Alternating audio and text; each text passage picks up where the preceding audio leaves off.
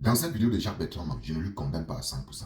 Jacques Bertrand a causé 3 erreurs dans cette vidéo qui m'a dérangé, mais je ne peux pas lui condamner à 100%.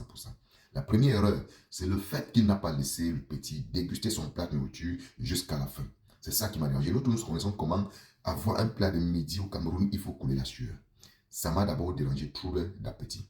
Deuxième point, c'est le fait de parler au petit avec un ton autoritaire, comme si c'était lui qui était l'autorité, c'est-à-dire police ou gendarme ou je ne sais pas encore qui. C'est ça qui m'a dérangé, parce qu'il a parlé avec un ton très autoritaire.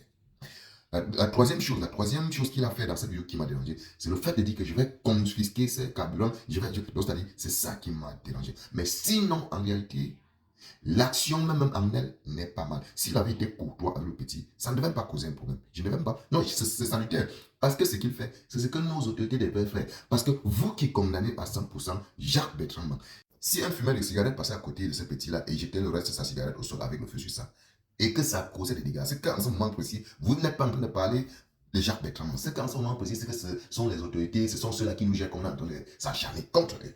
Donc, on doit condamner l'attitude de Jacques Bertrand, sa façon de parler au petit, mais pas condamner l'action qu'il a menée.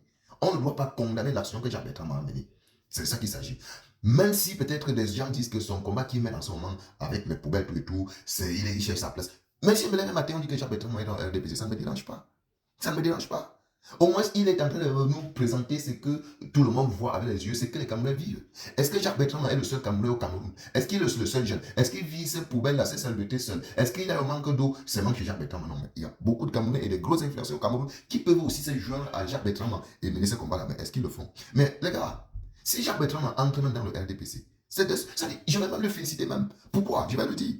Vous avez vu quel jeune, depuis que Jacques Bertrand, depuis au moins plus de 1 mois, soutenir Jacques Bertrand. C'est-à-dire, aller se joindre à Jacques Bertrand, on dit que menons le combat ensemble. Mais à un moment donné, il va s'épuiser. Et on connaît comment la machine écrase. Qui parmi vous, vous-même, vous n'acceptez pas de donner votre vie pour ce pays-là? C'est de ça qu'il s'agit. Donc, si peut-être il mène un combat et qu'il se voit seul, étant sur le terrain, sur un terrain descendant comme le Cameroun, et qu'il ne voit pas ses frères, ses jeunes frères camerounais, influenceurs, ou bien je ne sais pas quoi, créateurs de contenu, ou bien camerounais lambda, venir la porter, venir se joindre à lui. Parce que le problème, c'est de se joindre à lui pour qu'il mène le combat, ça, pour que les poubelles, les manques d'eau n'aient plus au Cameroun. Mais s'il se trouve tout seul durant un bon bout de temps et que le RDPC lui propose le package, mais bien Bertrand prend. À aucun moment je vais tirer sur toi. Je ne pourrai pas tirer sur toi. C'est de ça qu'il s'agit. Parce que les Camerounais, comme je l'ai toujours dit, sont fiers de ce qu'ils vivent au Cameroun. En tout cas, les amis, dites-moi ce que vous pensez à commenter. C'était mon point de vue concernant cette vidéo.